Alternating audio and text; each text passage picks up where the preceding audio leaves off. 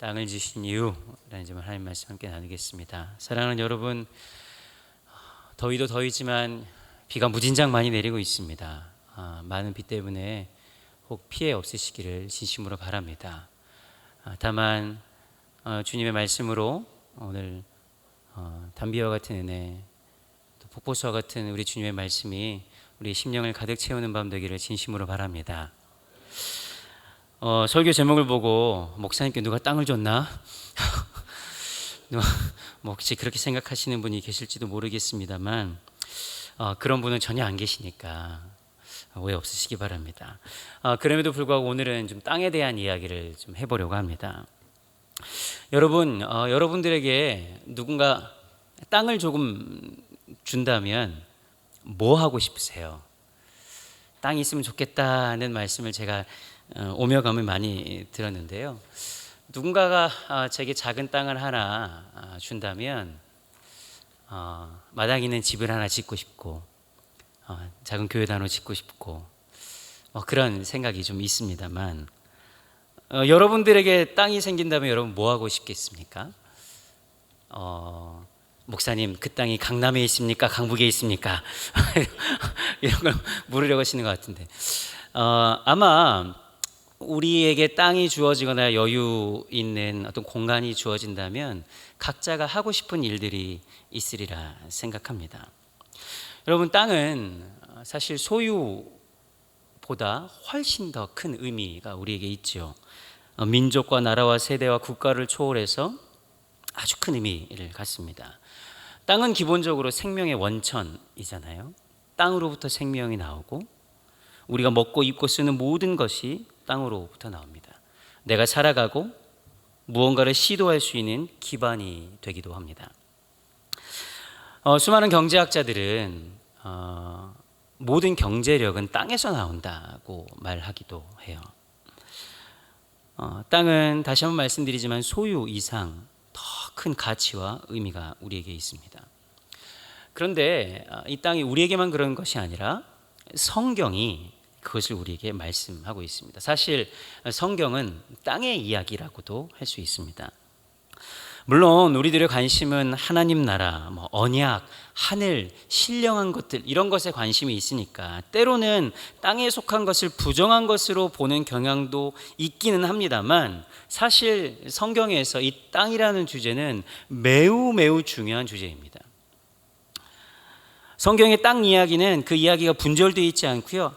이 창세기부터 요한계시록까지 하나하나가 다 연결되어 있어요. 그래서 구원의 역사를 향해서 이 땅 이야기가 점진적으로 나아가는 것을 우리가 성서를 읽다 보면 발견하게 됩니다. 여러분, 하나님께서 천지를 창조하셨죠. 하늘과 땅을 창조하시고 땅의 흙으로 사람을 만드셨습니다. 그래서 그 사람을 뭐라고 불러요? 아담이라고 불러요. 왜 아담이라고 불러요? 아담아, 흙에서 나온 사람이기 때문에 흙의 사람인 거예요, 우리가.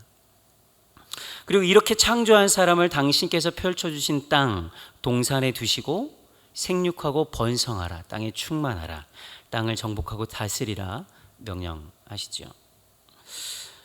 이 땅은 하나님께서 하나님의 백성들이 살아가도록 펼쳐주신 동산 의미를 넘어서 하나님의 임재가 있는 곳입니다. 땅은 단순한 거주지를 넘어서 하나님의 선물이자 하나님의 뜻이 이루어져야 하는 공간입니다. 그래서 예수님께서도 뜻이 하늘에서 이루어진 것 같이 땅에서도 이루어지기를 원한다고 기도하라고 우리에게 가르쳐 주지 않으셨습니까? 그런데 여러분, 이 사람의 타락이 어떤 결과를 나타냈어요? 사람이 타락하자 땅이 저주를 받는 결과를 초래하게 됩니다. 그러니까 땅이 저주를 받게 되니 사람은 그 땅에서 쫓겨나게 됩니다. 이것이 창세기 3장을 레위기 18장 이하에 우리에게 가르쳐주는 말씀. 땅이 그들을 토하여 버릴 것이다. 여러분, 그것을 우리가 실낙원이라고 해요. 실낙원. 타락이라고 하기도 하지만 낙원을 잃어버렸다. 그러니까 복낙원, 땅을 다시 회복하는 것으로 하나님의 구원은 완성되는 거예요. 그래서 요한계시록은 마지막에 어떻게 끝나요? 새 하늘과 새 땅을 우리에게 주시는 것으로 요한계시록은 끝나죠. 여러분, 이렇게 성경에서는 이 하늘과 땅은 결코 분리되어 있지 않고 늘 긴밀하게 연결되어 있습니다. 때문에 이 하나님의 구원의 여정에 있어서도 땅은 매우 중요한 주제가 되는 거예요. 그리고 그것이 이스라엘 백성의 역사에도 그대로 적용이 됩니다.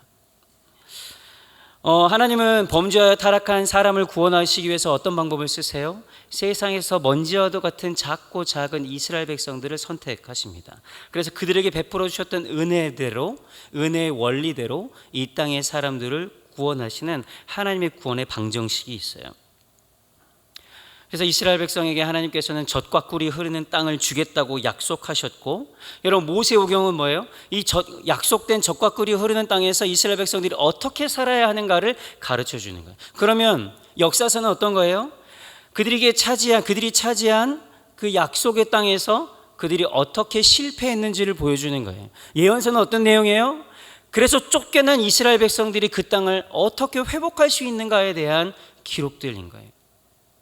결국에 하나님의 역사가 일어나면 다시금 하나님의 땅은 회복되고 그것을 통해서 하나님의 나라가 이루어질 것이다. 이것이 이스라엘 백성의 역사 가운데 있는, 그리고 그것이 대입되어서 우리에게도 동일하게 주어지는 하나님의 구원의 방정식인 것이죠.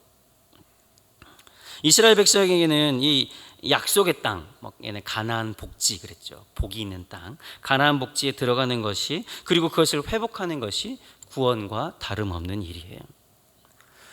오늘 우리가 여호수아 5장 1절부터 12절까지를 읽었는데요. 오늘 우리가 읽은 본문은 이 본문의 시점의 기준으로 600년 전에 아브라함에게 땅을 주시겠다고 약속하신 그 하나님의 약속이 이제야 성취되는 그 순간 앞에 이스라엘 백성들이 서 있는 거예요.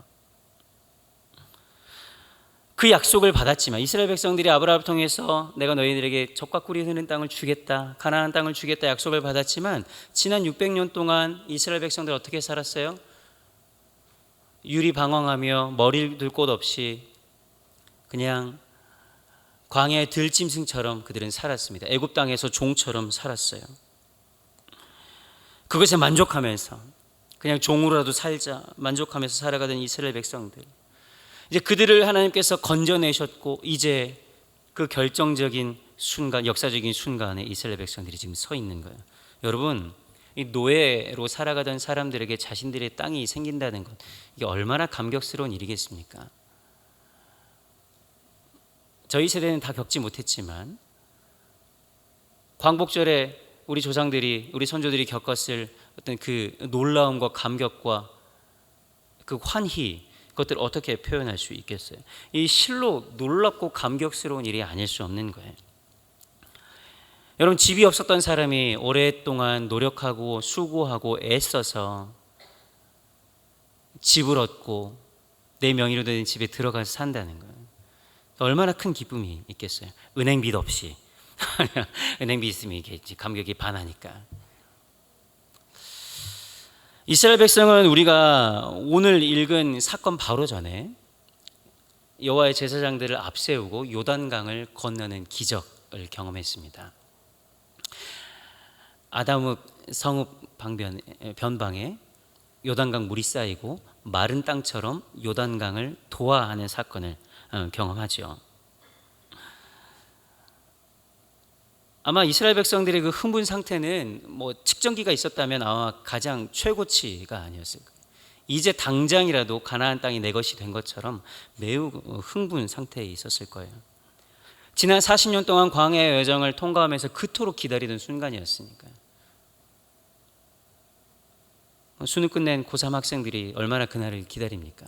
수능은 무섭지만 끝나고 나면, 그렇게 오랫동안 취업을 기다리던 청년들이 취업하고 나면 얼마나 그 감격이 물론 오래가진 않지만, 결혼을 그렇게 갈구하던 젊은 남녀가 결혼하고 나면 그 신혼의 달콤함과 그 감격, 벅찬 감격, 뭐라고 설명할 수 있겠어요?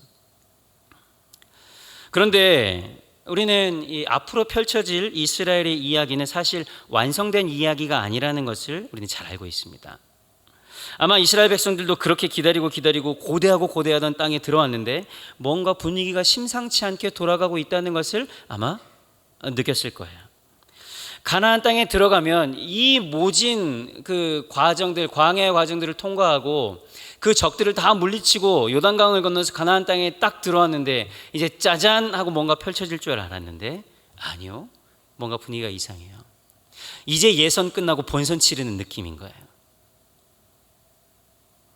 그래도 여러분 지금까지 모압 땅에 들어와서도요. 요단 동편에 가서 승승장구하면서 나름 자신이 있었던 것 같아요. 40년 전 가데스 바네아에서 이 가나안 땅에 정탐꾼 12명을 보냈을 때 그들의 선조들이 보고했을 때는 안악자손과 같고 우리는 그들에 비해서 메뚜기 같아서 도저히 갈 수 없고 우리의 마음이 녹습니다. 민수기 14장 마지막 절에 우리의 마음이 녹는 것과 같다 이렇게 고백했는데 오늘 여호수아 5장 1절에 완전히 전세가 뒤집혔어요. 요단강을 어떻게 건너게 하셨는지 이 요단강 서편에 있는 그러니까 가나안 땅을 차지하고 있었던 사람들이 이스라엘 백성들이 다가오고 있다는 얘기를 듣고 어떻게 해요? 마음이 녹아내려요. 간담이 서늘해지는 거죠. 그것을 지금 이스라엘 백성들이 알고 있는 거예요. 이때다. 그래도 나름 자신이 있다.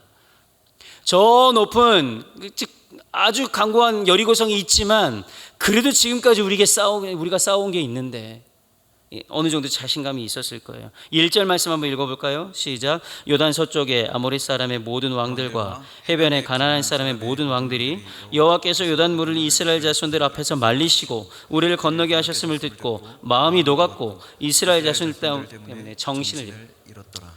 혼비백산한 거예요. 창문이 있었다면 창문을 열지도 못해요. 커튼 치고 올까봐 무서워서. 이제 이스라엘 백성들이 해야 될 일은 이제 신속한 군사 작전입니다. 빨리 여리고성을 정복해야죠. 여러분 군사 작전의 생명은 타이밍이에요. 타이밍. 지금 승기를 잡고 있는 이 기회를 놓치면 안 돼요. 그런데 이 황금 같은 이 시기에 하나님은 전혀 뜻밖의 명령을 하시는 거예요. 여러분 우리는 이 사건을 통해서 우리에게 땅을 허락하시는 하나님의 목적을 깨닫게 되기를 진심으로 바랍니다. 뭔가 우리가 행하려고 하는 일 앞에 하나님께서 우리에게 두시는 그 일들을 통해서 오늘 우리에게 하시는 말씀을 듣게 되기를 진심으로 바랍니다. 하나님은 매우 중요한 시기에 실제 전쟁, 전투와는 전혀 관계없는 명령을 지금 내리세요. 2절 말씀이에요. 2절 함께 읽겠습니다. 시작. 그때 여호와께서 여호수아에게 이르시되 너는 부싯돌로 칼을 만들어 이스라엘 자손들에게 다시 할례를 행하라 하시매. 전쟁을 앞두고 하나님께서 이스라엘 백성에게 할례를 하라고 명하시는 거예요. 여러분 할례는 600년 전 아브라함을 부르실 때 하나님께서 약속의 자녀들에게 하나님의 백성들에게 증표로 삼으라고 몸에다가 흠집을 내는 거예요. 표시를 하는 거죠. 생식기에 포피를 살짝 벗겨서 이 사람은 이 땅에 살아가는 사람들과 다른 하나님의 백성이라는 인을 치는 거예요. 이스라엘 백성들은 그것을 볼 때마다 흔한 사람 중에 하나가 아니라 하나님과의 특별한 관계를 맺은 자라는 자의식을 갖게 해요. 그건 사인이에요. 그 약속을 자나깨나 기억하라고 그의 몸에 흔적을 남기도록 한 거예요. 이스라엘 백성들은 대대손손 그 흔적을 보면서 나는 하나님의 사람이야. 나는 하나님과의 관계 안에 있어. 이것을 기억하도록 했어요. 이 의식은 아브라함 이후에 유대인들은 다 행하던 방식이에요. 애굽에 살아갈 때도 애굽에서 종으로 살아가는 400년 동안에도 이 할례는 지속됐어요. 심지어는 출애굽하고 시내산에 있을 때도 이스라엘 백성들은 이 할례를 행했어요. 왜요? 그들은 하나님께 택함 받은 사람이라는 이 자의식이 있었기 때문에 그것을 잊지 않기 위해서. 할례 받은 몸을 볼 때마다 나는 세상 사람들과는 다르다. 더 이상 나는 죄의 노예가 아니다. 나는 하나님의 사람이다. 그러므로 나는 하나님의 백성답게 살아야 된다. 이것을 상기시키기 위한 수단이었죠. 그런데 오늘 이 광야의 여정을 다 통과한 이스라엘 백성들은 할례를 받지 않았습니다. 그런데 하필 왜 이때 할례를 명하신 것일까요? 4절부터 7절까지 긴 말씀이지만 그래도 빠르게 한번 읽어보겠습니다. 여호수아가 할례를 시행한 까닭은 이것이니 애굽에서 나온 모든 백성 중 남자 곧 모든 군사는 애굽에서 나온 후 광야길에서 죽었는데 그 나온 백성은 다 할례를 받았으나 다만 애굽에서 나온 후 광야길에서 난 자는 할례를 받지 못하였습니다. 이스라엘 자손들이 여호와의 음성을 청종하지 아니하므로 여호와께서 그들에게 대하여 맹세하사 그들의 조상들에게 맹세하여 우리에게 주리라고 하신 땅 곧 젖과 꿀이 흐르는 땅을 그들이 보지 못하게 하리라 하시매 애굽에서 나온 족속 곧 군사들이 다 멸절하기까지 40년 동안을 광야에서 헤매었더니 그들이 대를 잇게 하신 이 자손에게 여호수아가 할례를 행하였으니 길에서는 그들에게 할례를 행하지 못하였으므로 할례 없는 자가 되었습니다. 되었더라. 우리가 읽었듯이 이스라엘 백성들은 애굽에서 노예 생활을 할 때에도 할례를 행했습니다. 심지어는 시내산에도 할례를 행했다고 말씀드렸잖아요. 그런데 오늘 4절부터 6절까지 보니까 이 광야 여정에서는 할례를 행하지 않았다 그랬어요. 왜요? 6절부터 나오는데요. 이스라엘 백성들이 처음에 나올 때는 다 할례를 행하던 백성이었는데 가데스 바네아에서 민수기 14장입니다. 정탐꾼을 보내서 12명. 그런데 그 10명의 보고가 어땠습니까? 불순종하는. 하나님께서 그들에게 정탐꾼을 보내라고 하신 것이 그 땅이 얼마나 좋은지 하나님의 말씀이 그렇지 맞는지 틀리는지를 보고 오라는 것이었는데 이스라엘 백성들의 이 마음은 어땠어요? 과연 그 땅은 좋은 땅이나 우리가 차지할 만한 땅은 아니라는 거예요. 하나님께서 말씀하시고 있는 것을 정면으로 반박했어요. 그래서 하나님께서는 나왔던 출애굽 1세대를 이 가나안 땅으로 들여보내지 않기로 결정하십니다. 가나안 땅이 정탐꾼의 불순종으로 인해서 이스라엘 백성에게서 하나님은 할례를 거두어 버리신 거예요. 사실 할례는 하나님의 백성이라는 축복의 상징이었는데 불순종하는 사람들에게 어울리지 않기에 그것을 거두어 버린 거예요. 그래서 광야 40년은 왜 있는 거예요? 왜 40년 동안이나 이스라엘 백성들이 광야에서 헤맸던 것이지요? 출애굽 1세대가 다 죽기를 기다린 시간이 40년인 거예요. 특별히 40년이 무슨 숫자다 그런 의미도 있겠습니다만 출애굽 1세대가 다 죽기를 기다린 그 시간이 40년인 거예요. 여러분, 그런데 오늘 여호수아에게 약속한 가나안 땅을 앞에 두고 다시금 할례를 행하라고 말씀하시는 것은 무슨 뜻이에요?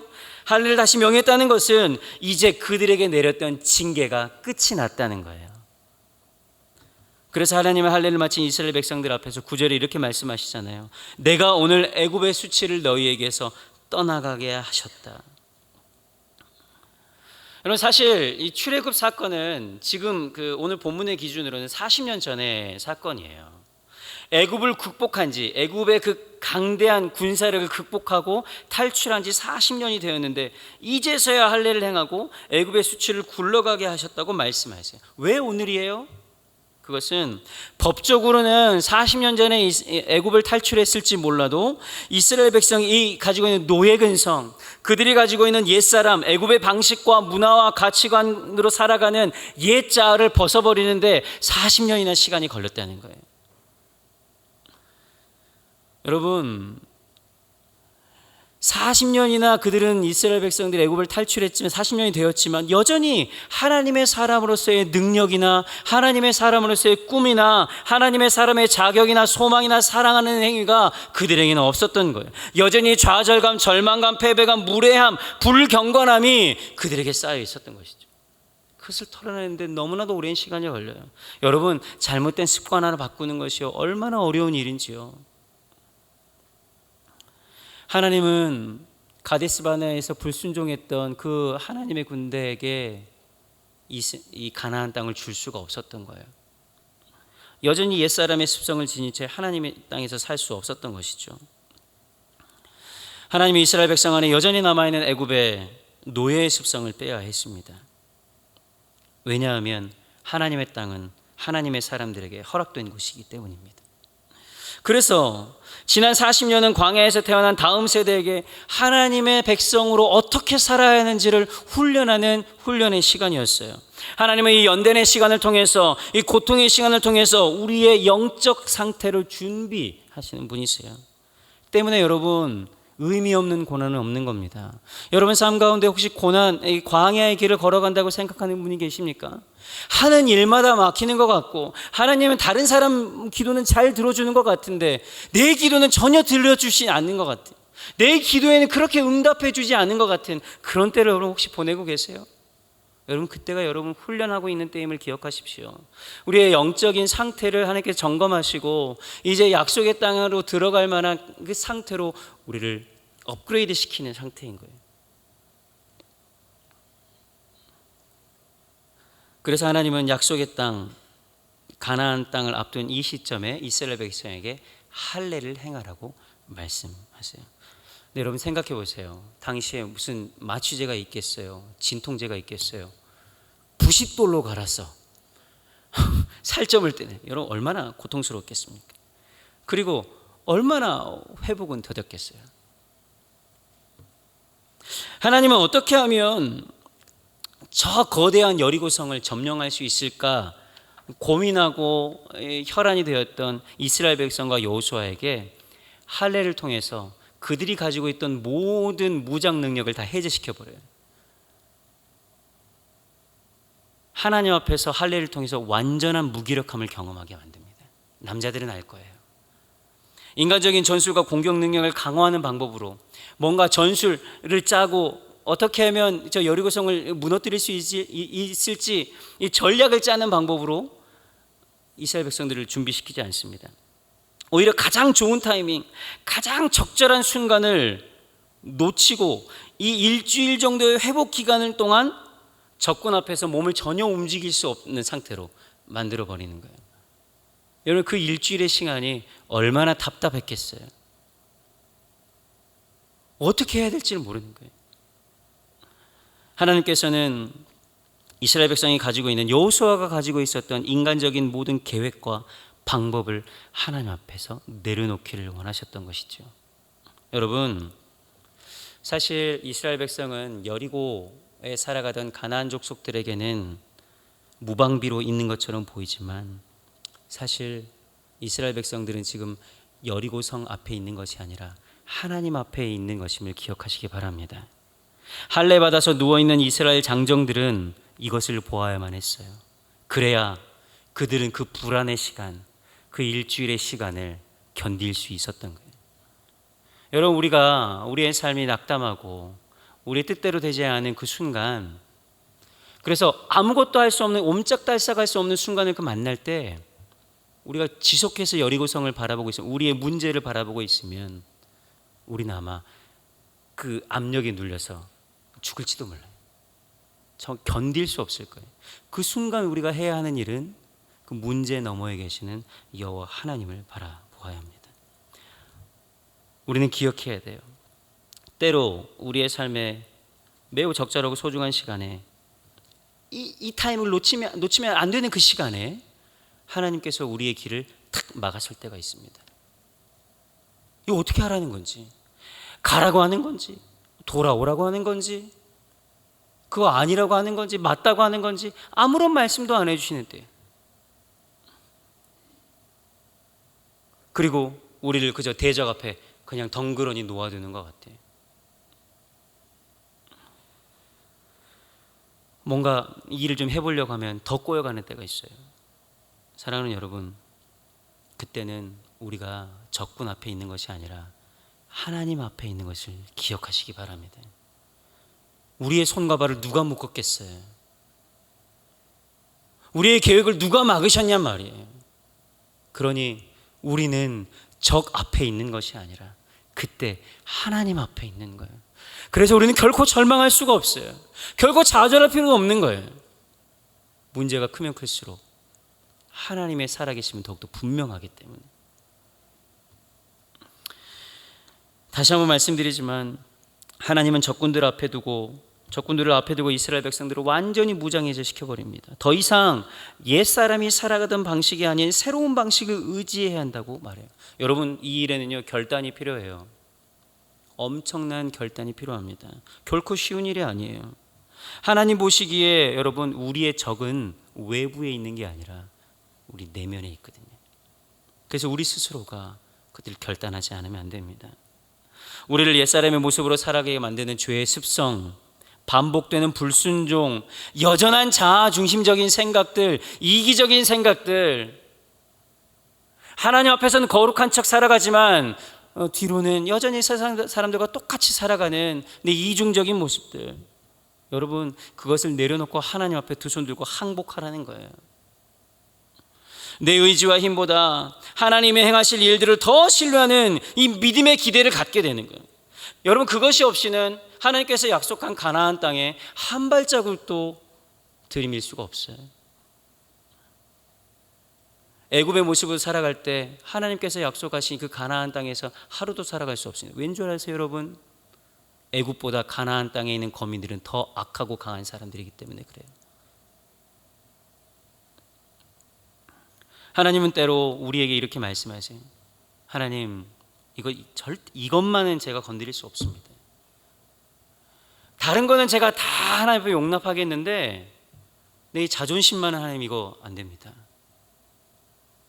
내가 어떻게 쌓아온 이 관계인데 이것만은 안 됩니다 하는 것들이 우리에게 있어요. 그런데 하나님께서는 그거 내려놓으라고 하는 거예요. 이스라엘 백성에게 바로 지금이 그런 때예요. 하나님께서 출애굽한 이스라엘 백성에게 레위기를 말씀을 주시면서 거룩하라 말씀하신 이유도 바로 이 때문이고, 시내산에서 율법을 주신 이유도 바로 이 때문이에요. 가나안 땅에 들어가면 게임 끝이 아니라 더 큰 적을 만나야 되니까요. 이런 첩첩산중이라 그러죠. 뭐 피하려다가 뭐 만난다고 얘기하잖아요. 우리의 삶이 그래요, 여러분. 여러분, 그런 인생을 계속해서 반복하며 살아오지 않았습니까? 지금 눈앞에 여리고라는 거대한 성이 가장 큰 적이고 가장 위협적인 적처럼 보이지만 아니요, 그렇지 않아요. 여러분, 사랑하는 여러분, 제가 신방을 좀 하다 보면 우리 목사님들이 공통적으로 얘기하는 건데요, 각종 어려움을 토로하는 성도들의 그 신음소리를 듣습니다. 여러분, 목사들한테 좋은 얘기하는 사람 별로 없어요. 늘 어려운 얘기, 힘든 얘기들. 근데 저희들은 그런 얘기를 또 들으러 가는 사람들이기 때문에 언제든 들을 준비를 하고 갑니다. 경제적인 어려움, 자녀의 관계, 부부와의 관계, 건강의 문제, 내면에 풀리지 않는 이 공허함과 우울함, 무기력함, 재판, 다양한 문제들을 놓고 고민거리를 털어놓습니다. 그러면 대부분 당장 그 문제가 해결되기를 바라죠. 우리 목사님들도 그 문제가 해결되기를 진심으로 기도하고 바라요. 당장이 빚을 갚고 건강이 회복되고 관계가 개선되고 문제가 사라지면 좋겠다고 같은 마음을 갖습니다만, 여러분께 묻고 싶습니다. 여러분, 돈이 없는 사람에게 당장 돈이 생기면 그 문제는 사라지는 겁니까?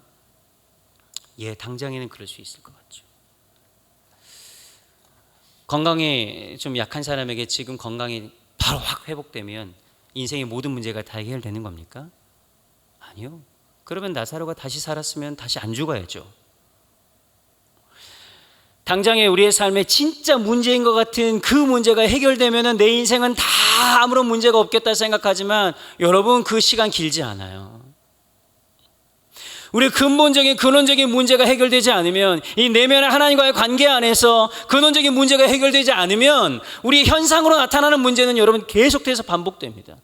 이 문제가 흘러가면 또 다른 문제가 찾아오고요, 또 다른 아픔과 눈물이 우리를 덮쳐오는 거예요. 인생이 그리 간단하지 않습니다.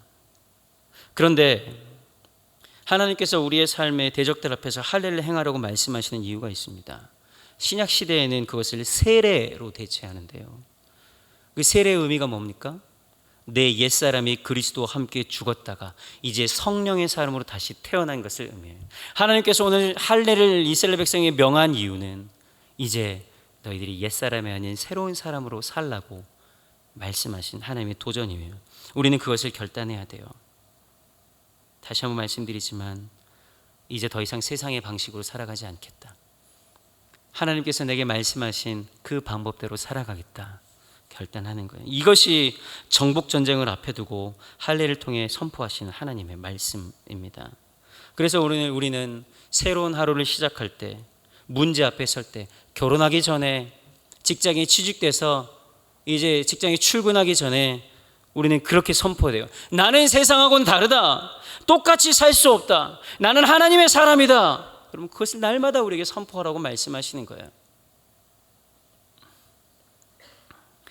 하나님은 이 테스트 기간을 통해서 진짜 이스라엘 백성들을 승리하게 하는 방식을 배우기를 원하셨던 것이죠. 여러분, 여리고성 앞에서 이 할례를 받으라는 것은 엄청난 믿음의 테스트예요. 어마어마한 테스트입니다. 만약 이때 적이 기습하면요, 끝장나는 거예요. 그런데 하나님은 하나님을 의지하는 사람들을 위해서 우리가 알지 못하는 방법들을 일하더라고요. 우리가 1절에 읽었잖아요. 여러분, 여리고성 사람들은요, 객관적인 전력에서 이스라엘 백성들을 앞서요. 이 뭐 전력 분석도 뭐 좀 키가 맞아야 하는 거죠. 이건 무슨 대학생이랑 애들이랑 싸우는 거랑 비슷해요. 전력 분석할 것도 없어요. 당연히 여리고성 사람들이 셉니다. 그런데 하나님은 지금 여리고성 사람들의 마음속에 두려움을 심어 놓는 거예요.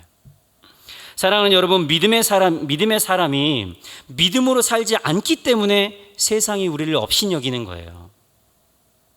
사단은요, 그것을 너무나도 잘 알아요. 믿음의 사람이 믿음 안에 서 있을 때 세상은 우리를 두려워하는 겁니다. 귀신도 떠느니라, 여러분. 할렐루야. 근데 우리가 믿음의 사람이 믿음의 사람으로 살지 않으면 사단이 알아요. 아, 저것들 세상이랑 똑같이 사는구나. 그러면 세상을 이기는 방식으로 우리에게 다가옵니다. 자기네들이랑 똑같거든요. 그러니까 우리가 믿음의 사람 인내하면서 세상과 똑같은 방식으로 살면 야, 저거 우리랑 똑같네. 사랑하는 여러분, 세상의 객관적인 전력, 객관적인 실력 앞에서 우리보다 앞서는 것은 당연합니다. 우리는 아무리 살펴도 이길 방법이 없어요. 때문에 하나님께서 함께 하시지 않는 인생은 아무것도 아닌 거예요. 하나님이 행하시는 인생이 능력이 있는 겁니다. 하나님이 함께하지 않은 인생은 아무리 성도가 많아도 아무것도 아닌 거예요. 하나님께서 함께 하시는 교회가 능력이 있는 겁니다. 여러분, 하나님과 함께하겠다 결단하는 성도들 되시기를 진심으로 바랍니다. 인생의 위기의 순간에 하나님은 우리를 테스트하세요. 우리는 여리고성 앞에서 할례를 명하는 그 하나님을 통해 오늘 그것을 배우는 저 여러분 되었으면 좋겠습니다. 네, 한 가지 명령을 더 하십니다. 할례를 행하라고 말씀하셨는데 두 번째 유월절을 행하라는 말씀은 10절입니다. 10절 말씀 시작. 또 이스라엘 자손들이 길갈에 진쳤고 그달 14일 저녁에는 여리고 평지에서 유월절을 지켰으며. 예, 하나님께서는 할례 받은 백성들에게 이제 유월절을 지키라 명합니다. 여러분들, 그것은 하나님의 순서예요. 하나님의 일에는 언제나 순서가 있어요. 출애굽기 12장에 보면 유월절 규례를 명하시면서 할례 받은 사람들만 유월절에 참여하게 하고요. 그들 거류민 중에 종들이 혹여 유월절에 함께 참여하기를 원하면 할례를 받도록 합니다.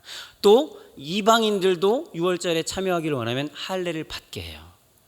그래서 할례를 받은 뒤에 유월절에 참여하도록 하나님께서 순서를 정해 놓으셨어요.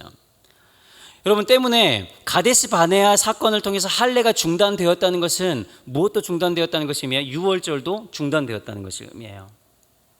이제 할례를 다시 행하게 하신 하나님께서는 유월절도 다시 부활시킵니다. 출애굽기 12장 25절에 보면 이렇게 기록해요. 너희는 여호와께서 허락하신 대로 너희에게 주신 땅에 이를 때에 이 예식을 지킬 것이라. 이 유월절을 지키라고 말씀하는 거예요. 사랑하는 여러분, 이제 이스라엘 백성들은 유월절 어린 양의 보혈을 힘입어야 합니다. 이스라엘은 여러분 정복 전쟁을 통해서 세워진 나라가 아닙니다. 대부분의 나라는 누구와의 전쟁을 통해서 정복하고 승리해서 나라가 세워졌다고 하지만 이스라엘은 어떻게 세워졌어요? 유월절 어린 양의 보혈로 세워진 줄로 믿습니다. 이스라엘이 애굽에서 독립할 때 하나님은 군대의 힘이 아니라 어린 양의 피로 그 나라를 세우셨어요. 그래서 이스라엘 백성들은 늘 기억해야 합니다. 유월절을 지킴으로써 그들의 정체성을 확인해야 돼요. 특별히 큰 대적 앞에서 유월절을 행함으로 우리의 생명은 어린 양의 피로 지켜졌다는 것을 기억하라고 하나님께서 이스라엘 백성에게 말씀하고 있는 거예요. 이스라엘 백성은 어린 양의 보혈에 빚진 존재들입니다. 죄의 노예로 죽을 수밖에 없는 상태에서 자유롭게 된 것은 그들의 능력이 아니라 어린 양 우리 주 예수 그리스도의 보혈의 능력을 힘입을 때 그들이 온전한 자유를 얻게 된 거예요. 그러므로 이제 그들이 하나님의 백성으로 살아야 하는 것이죠. 사랑하는 여러분, 이는 오늘 우리에게도 동일합니다. 우리가 자유를 얻은 것도 우리의 노력이나 힘이나 우리의 수고나 연구나 철학이나 깨달음이 아니라 십자가에 달리신 우리 주 예수 그리스도의 보혈의 능력을 믿음으로 말미암는 줄 믿습니다. 우리의 삶이 온전히 세워지는 것도 우리의 삶의 기준도 모퉁이돌 되신 예수 그리스도를 통해서 우리의 삶이 세워지는 거예요. 때문에 우리가 자유를 얻을 수 있는 유일한 길은 진리 되신 예수 그리스도, 그 예수 그리스도의 보혈의 능력을 힘입을 때 우리가 온전히 세워지는 거예요.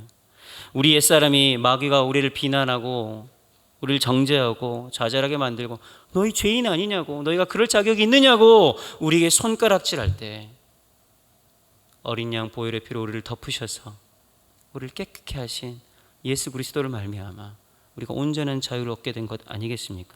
때문에 우리가 과거의 끔찍한 죄가 살아나서 우리 내면을 막 공격하고 우리를 온전하게 서지 못하게 할 때, 너 그것밖에 안 되는 인간인데, 너 거룩하지 못한 인간이고 이중적인 사람이고 중독되어 있는 인간이고 여전히 세상과 하나님 사이의 두 사이를 왔다 갔다 하는 부족한 인간인데 어떻게 하나님의 사람으로 설 수 있느냐고 사단은 우리를 통해서 그렇게 말할 거예요. 그때 우리가 뭐라고 얘기해요? 어린 양 보혈의 피를 힘입는다고 선포하는 거예요. 다른데 능력이 없어요. 십자가 대속의 은혜, 그것만이 우리를 자유롭게 할 수 있습니다. 다른데 길이 없어요. 다른데 능력이 없어요. 다른데 소망이 없습니다.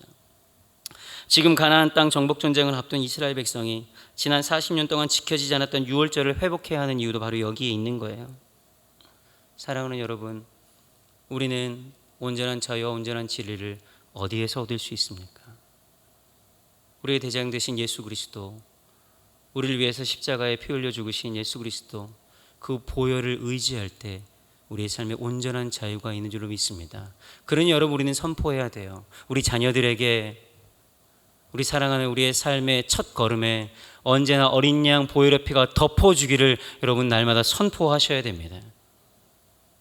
그냥 결단하는 것을 넘어서 어린 양 보혈의 피가 우리가 함께 있을 때 우리가 온전한 자유를 누릴 수 있다고, 우리는 옛사람이 아니라고 예수님 오셔서 우리를 온전하게 당신의 피로 덮어달라고 우리를 선포해야 합니다. 이제 가나안 땅 입구에 있는 이스라엘 백성들은 그것을 분명하게 기억해야 돼요.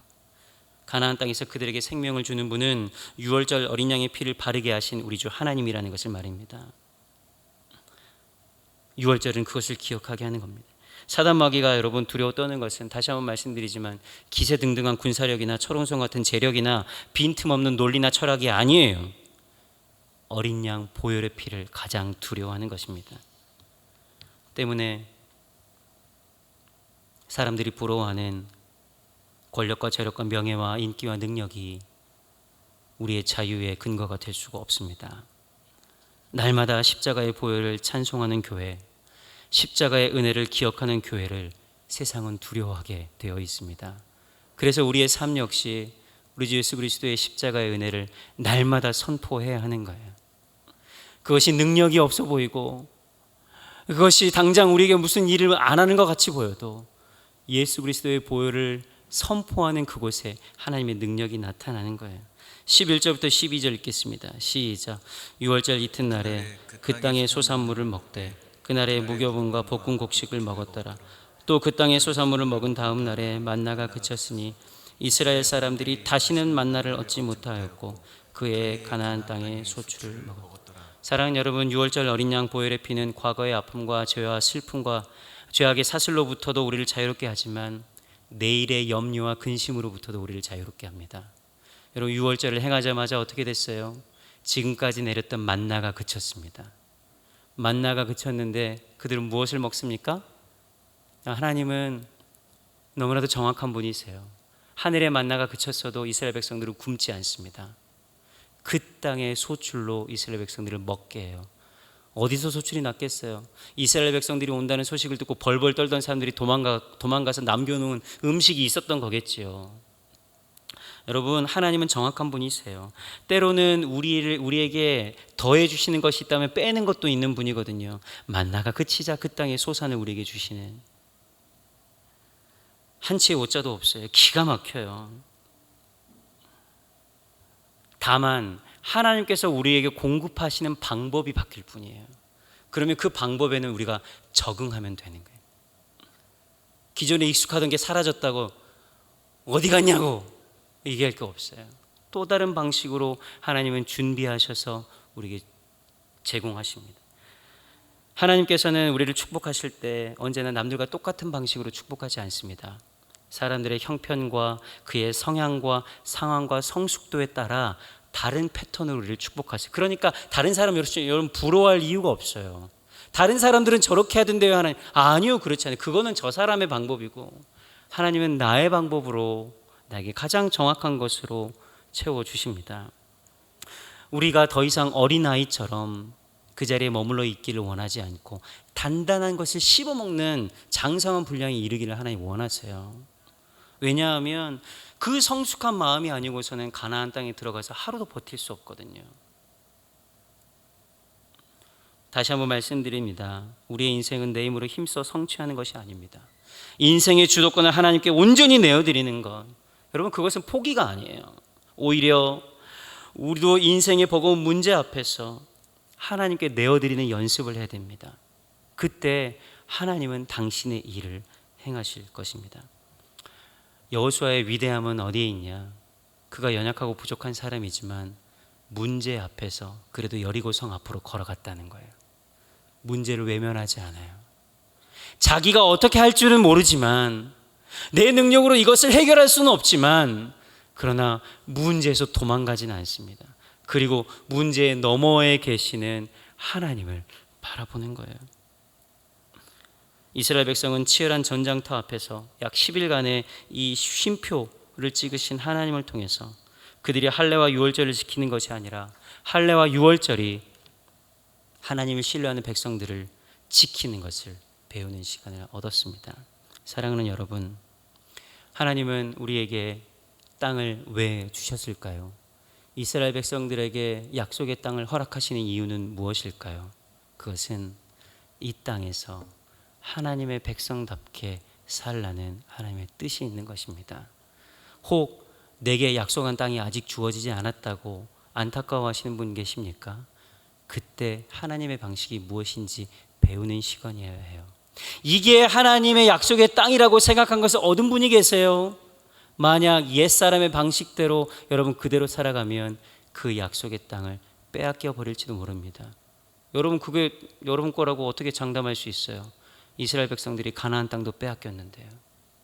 그러나 오늘 그 과정을 통해 우리를 하나님의 사람으로 빚어가시는 그 하나님을 신뢰하는 저 여러분 되기를 진심으로 바랍니다.